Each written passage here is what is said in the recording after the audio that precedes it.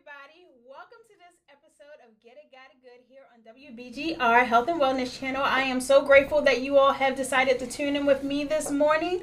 I am your host, Naja Wilhite, and I will be interviewing today Dr. Scott Glenn. I am really excited about this because this man sitting next to me is an author, and his movie, I'm going to call it a movie because it's actually in production now, and we're going to go all into that. Matter of fact, you just saw the preview, and it tells you all about what's going to happen. I'm really excited for it because it is a new genre, and we're going to delve into some more of the details. But thank you for being here with us this morning.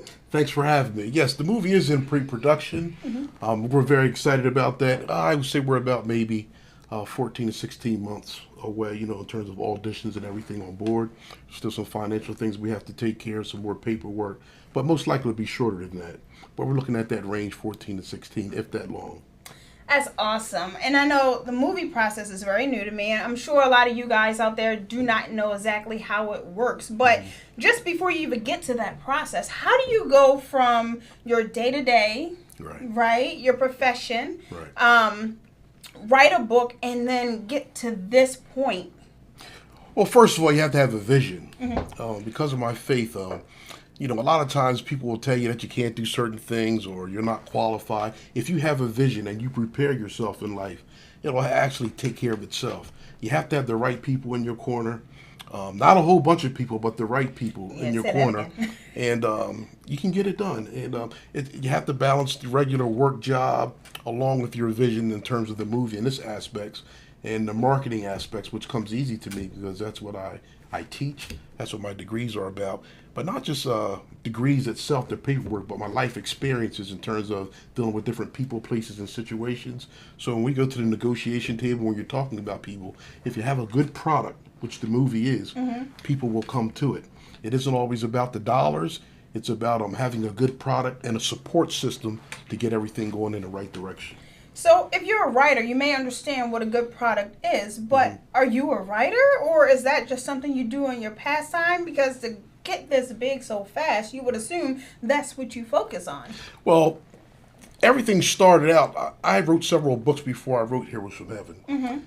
At the time, I was doing some movie stuff, some auditions, and I started dealing with different people, places, and situations. Opportunity presented itself. I was doing a book signing, and I met Stanzi Stokes, who did The Terminator, and the rest was history. I auditioned, and I did very well. We became friends. She came to my house. We did book tours together from the East Coast to the West Coast. And after the acting aspects, I said, well, I feel like writing this book that was on my mind. I saw the things that were going on in the world, and I figured I'd write Heroes from Heaven, and after that, it took care of itself. It wasn't like a bucket list that I wrote down. It kind of just came to itself, just doing the right things, meeting different people, places, and situations. And then the book, I said, I'm going to make it into a screenplay. I don't know how to write screenplays, but I know people that do. So all I did, I saw the outline, the format, contacted some people. They told them what to write down. They put it in screenplay format, and the rest was history. So a lot of the times people think, as an entrepreneur, as a writer, as an actress, as a whatever you want to be, you have to be able to know everything, the ins and outs. And you just said this is a new area for you, like screenplay. And then you also said something that's very key that I want to make sure you guys understand. It's about having the right people around you, creating those networks. Exactly. So how do you go about finding and creating and having a discernment to figure out who's right and who's not? Well, it's not a perfect system. To this day, you'll still find out that people will tell you that they like the project, and really it's about their self-ambitions. But if you do things the right way, it'll take care of itself. Thus far, in terms of the screenplay and the movie, the right people have evolved to still be with us, and those that aren't tend to go away. That'll take care of itself, and you'll see that. But never count people out. You don't have to know everything. You never will. But just doing the right things, being honest. And like I said, if you have a good product and you can understand people, you'll get that gut check and that feeling. And when you get that gut check and that feeling, don't ignore it. It's telling you something with red flags and things like that. But at the same time, you can't be paranoid all the time either, because opportunity lies with different people that know what they're doing. Exactly. So being an entrepreneur, part of it's taking risk. Yep. So you can't be afraid to take risk. And If you're taking so many risks that are negative, then there's something wrong. But at this point, I would say there were a few bumps in the road, but for the most part, it's been pretty good. So tell us about the project itself. I know you guys seen the promo. However, get a little bit more in depth. Tell me about the book. Okay, the book's a little bit different than the actual screenplay in the movie. I talked to different people that's on my team in terms of the movie. We wanted to tone it down a little bit. The book's a little bit more spicy, as one would say, but we want to make it available for all audiences, PG-13 or whatever.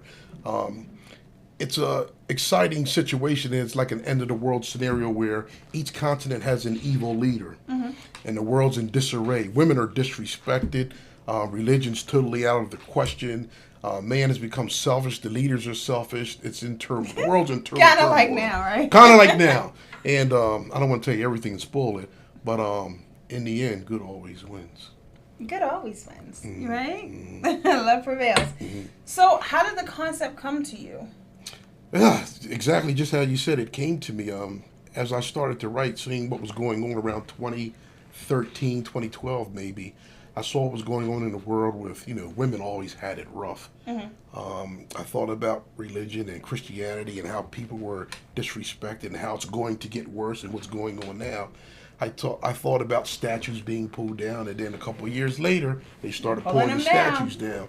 So a lot of stuff that I thought of that I saw going on is in the book, and I wrote it before it even happened.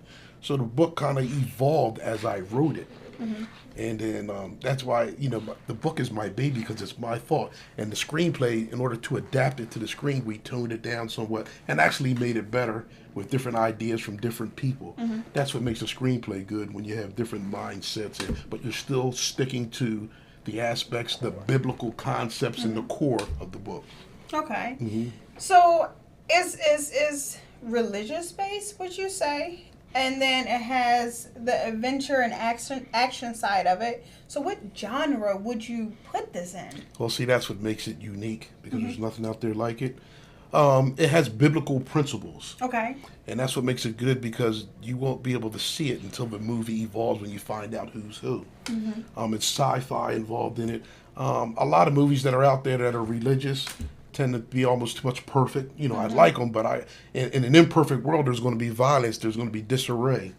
But we did tone it down a bit, and yeah, it's pretty exciting. So what would you recommend for a person who is just hearing about this story now? Would you recommend them to see the movie first or read the book first? Because I know there's a difference, especially like if you're talking about J.K. Rowling from Harry Potter, you guys. Some people say, oh, the movies are awesome, and then I read the book, and then the book tells you things that the movie don't. What would you suggest? Doesn't matter. The message is in both. Okay. It's almost like opening up the Bible. The Bible's not meant to read front to the beginning. It's meant to be as a guide. Both of these are guides. If you read it or if you view it, you're going to get the same message, which is love prevails in the end, and the other biblical aspects, which I want to keep as a surprise. Oh, cool beans. I'm all for surprises. My husband wouldn't believe that, but yes, I am. So then what is next? So, because I know there's this whole big, long process, and that was in pre-production. What does that mean? What are the steps till we get to see it? Pre-production right now means you're preparing for everything, such as the auditions and the final aspects before you produce. One thing with investors involved or distribution, investors want to know, okay, how am I going to get my money back and then some, and what do you have next?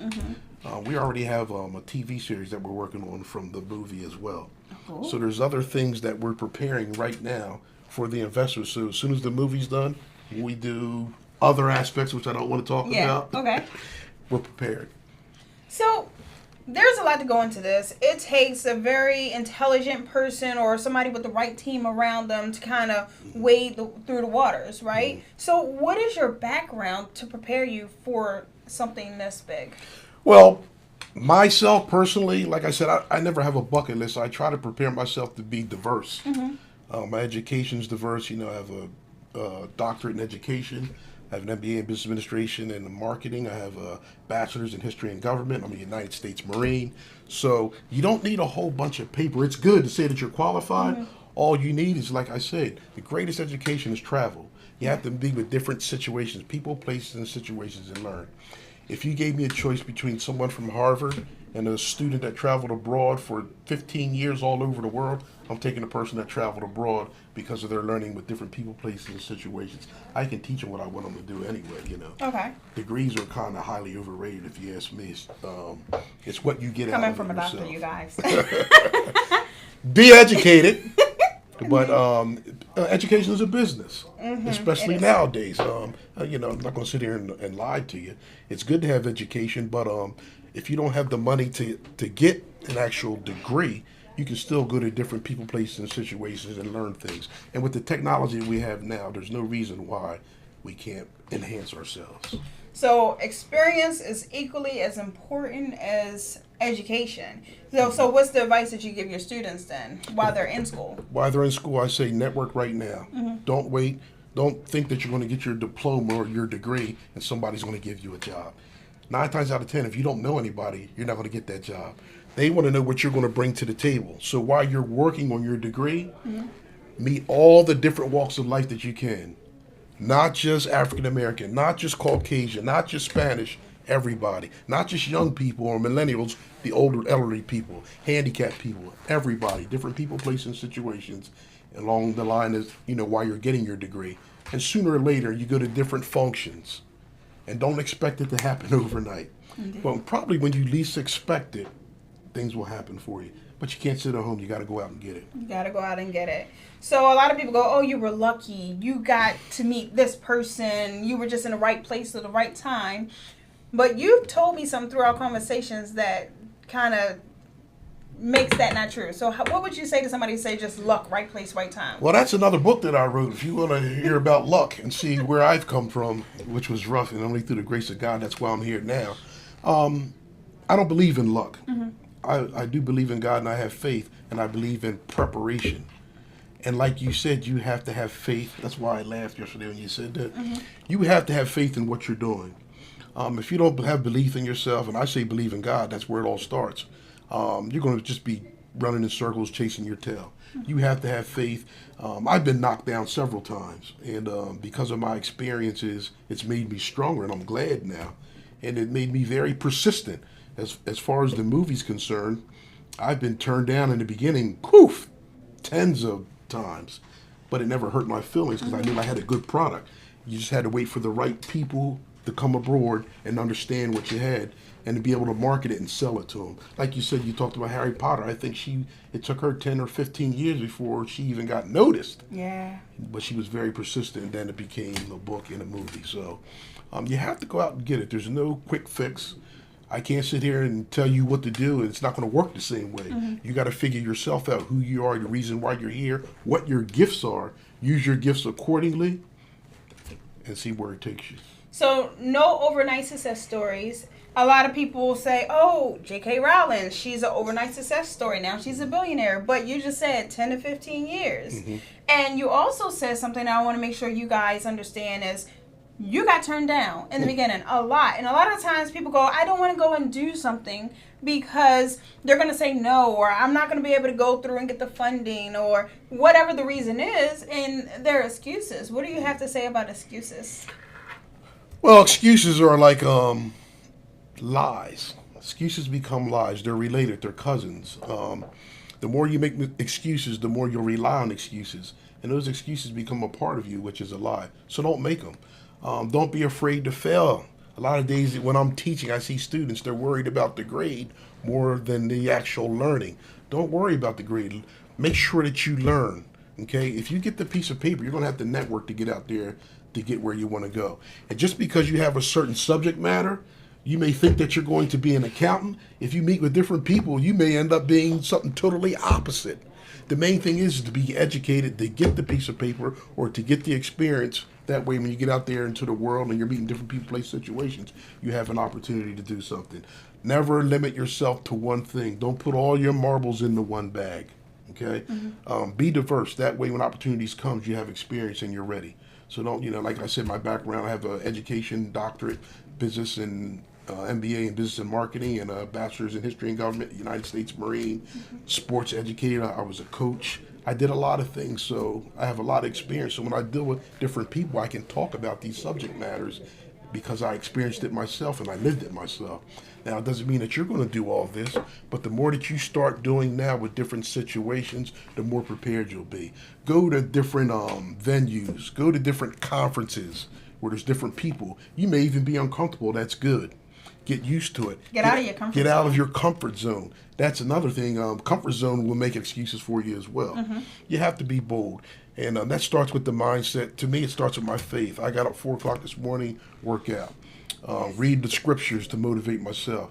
If I don't work out, then I don't feel good.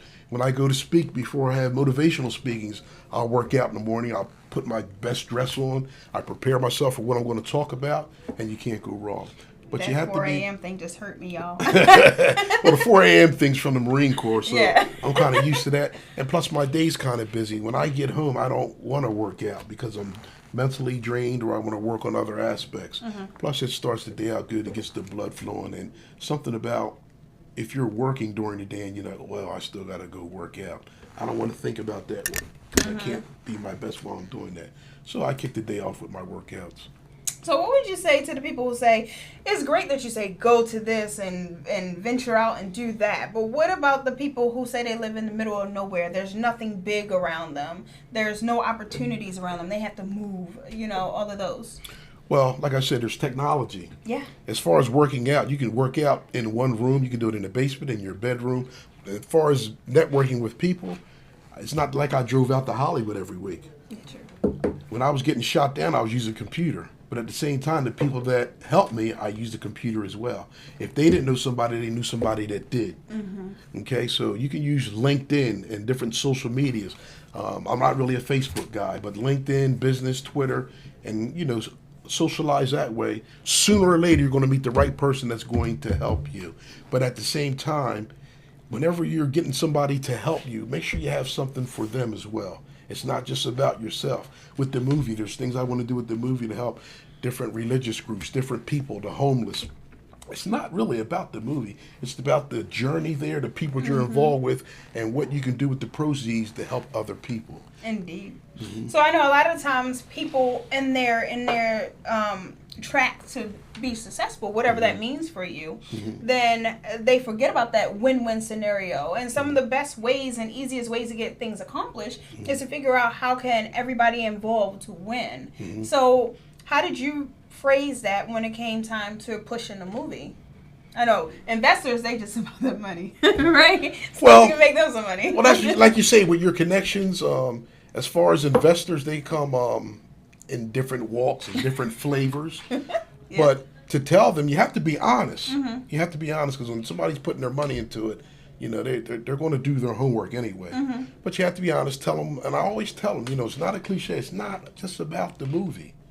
It's not about me, and really, you're putting your money. It's not just about you either. It's about who we can help and how we can get this and spread the wealth amongst the people. Not money-wise wealth, but the message of the movie itself is most important. So then what do you want to see as far as where the movie goes? What happens for it? What type of living organism it will become?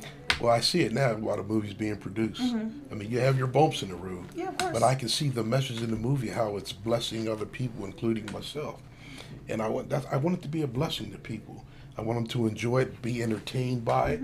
And I want it to branch off into other things, whereas the message continues to go out in different ways. Because the message that's implemented within the movie will never die.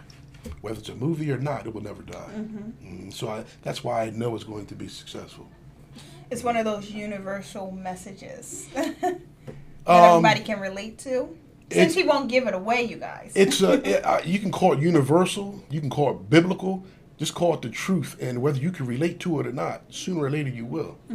So the message is being out there for those that know about it, and mainly for those that don't. So the message is for everybody. So you can call it universal. You can call it heavenly. You can call it everything. I call it the truth. Yeah. And what we need is the truth in the world that we're living today. And what way to give out the truth is by entertaining other people. Yeah.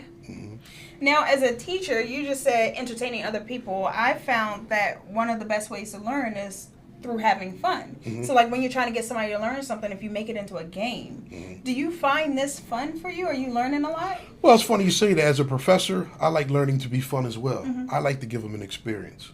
I mean, we have the book subject matter case studies, but from my life experience, which is students like, I give them my life experience. They like that. And not only is it fun, it's they can relate to it because they're talking to the person that actually did it. And because of my background, knowing your students individually and as a group, it's easier to teach because you know how to touch them together and you know how to touch them individually as well.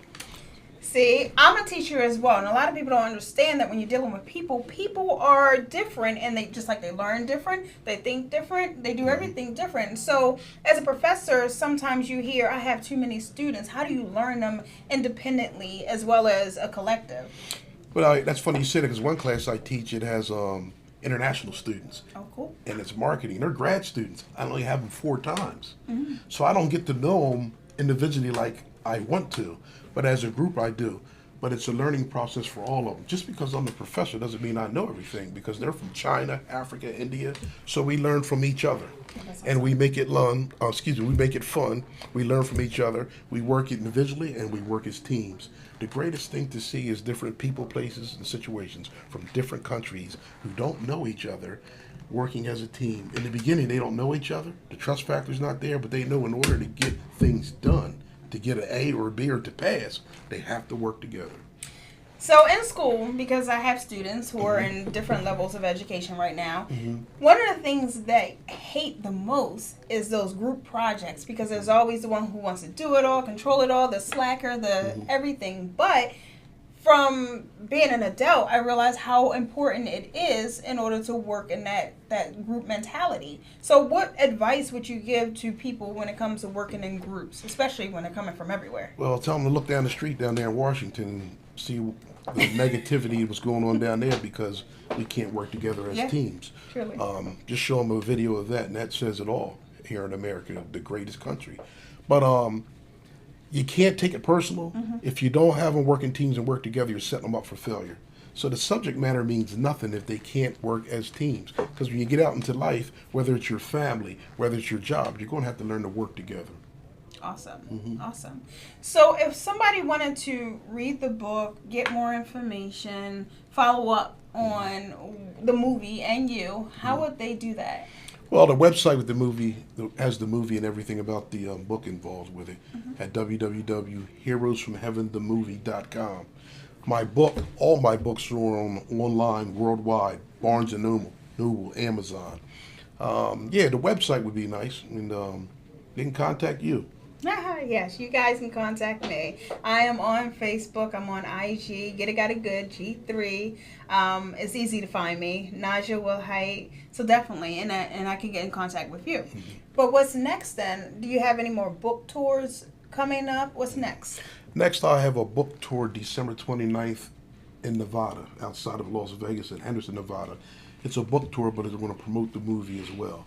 And most likely I'm going to try a couple other places as well. I can't really say right now because it's not official. But it'll probably be in the Midwest, one down in Florida somewhere, and spread it out a little bit so people can get to see the actual book and hear about the movie as well. Don't want to be cold in the winter. Exactly. Go see all the warm places. Get away from me. It's all good, though. Detroit. So... Yeah, right. No, I'm not even. However, if you guys have noticed, in the top of your screen, I believe the left of me, your right, you will see some pictures scrolling as we speak. These are all pictures of you from various situations in front of your poster, in front of different events. So what are some of the events and things that you've been invited to or you've been featured or awarded and recognized? Okay. Wow, where do I start? Mainly, the book tour started in Pennsylvania on the East Coast and in the West Coast. In Pennsylvania, it was PA, Maryland, WVU, West Virginia, Delaware. Then we went out to California, Burbank. Man, there's so many places that I've been, I can't really recall right now. But it was mainly from the book tour with Barnes & Noble. Like I said, I'll have some more scheduled. If anybody wants to know about it, they can check with you or check the website that we have as well. But I've done a lot so far with the books and with the movie. And like I said, with pre-production, we're excited. The team's excited. The team's probably going to grow a little bit more, And it's all about networking, just like you and I talking here. It helps me. It's going to help you. It's going to help the audience because they can always contact you. And the movie, it's just about help. It's about help. It's about love. It's not about the money. It's not, people think, oh, I'm going to make a lot of money. I'm not concentrating on money. I'm not a fool, but it's about the message of the book and just the love of it and spreading that word. And don't get it twisted, because WBGR, We Believe in God Radio, right? It's a network. You like what it means, stands for? Yes. We understand that some of you guys have a conflict when it comes to money and making money, but isn't it true that the more money you make, the more people you can help? You know, it's been my belief. It's funny you say that. It's two things here, and I always check myself. The more money I make, the more people I can help. But sometimes the more money you make, that's the way you start to live as well. And I have to watch myself, because in times I've done that. It's not like I'm a billionaire, but it's almost natural to do that. But the older I get, the more that you want to give back, the more you understand it, the less that you need. And I also found out when you truly give from the heart, stuff comes to you sevenfold. People get it mixed up when they say, okay, I gave you something from the heart, but then you're wanting something in return. It's not the same. That's a business transaction. But when you give from the heart, when you're not looking for anything, you'll be truly blessed. Even when somebody rips you off, you'll still be truly blessed. That's part of the message of the movie. That's what I learned in life. Now, it doesn't mean be a fool, like I said, but you'll still be truly blessed. All your needs will be taken care of. Not all your wants, but all your needs will be taken care of. And not just people just don't see it, but the main thing, God sees it. And you'll know yourself by how you're living, how your happiness is, that you're doing the right thing. And you'll just be blessed, not just with monetary, but people, places, and situations. And I found that is the most rewarding. Giving something, you feel so much joy, more joy than if you just was able to go out and buy yourself a new TV. Really. I know that's a dilemma for a lot of people, because when it comes to, giving money to the church or through a church, they say they don't want to do it because, what if they misuse it? It's not about if they misuse it. It's about what you said. God sees your intentions and what you want to be done with that money, and therefore he will bless you regardless. So give, knowing what you want to get done, and just don't worry about it. Let go, let God. Right?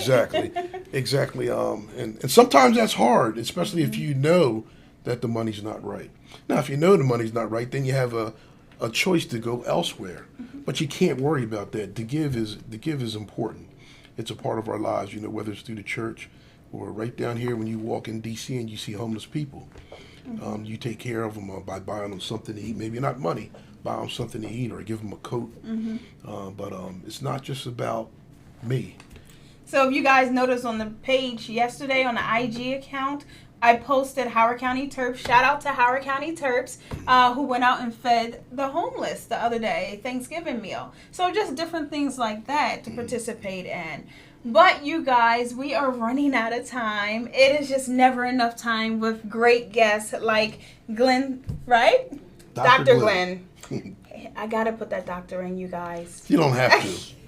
I get a lot of heat for doctors sometimes. A lot of people don't want to say it. Hey, it's a respect thing, and if you work hard enough to get that label, then you definitely have a right to. I know I would. It would be cool to be called doctor. At first it is when you work for it, but after a while it fades away. Yeah, and it's like, whatever. It fades away, and you find out. Titles aren't important. I have so many titles. The title is the professor. The title isn't who I am. They're nice, like you said. It sounds good, but the title is what I do.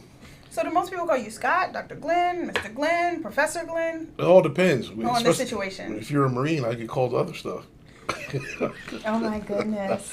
So you guys, I want you to remember, as I always say, be original and not a copy, because an original is always worth more. And as always, please join us next Wednesday, same place, same time, here on WBGR Health and Wellness on Get It Got It Good with me, your host, Naja Woolhite. And by the way, next week we will have Sheriff Marcus Harris, newly elected, can't speak today. So definitely tune in for that, and I look forward to seeing you back here next Wednesday. Have a great day, you guys.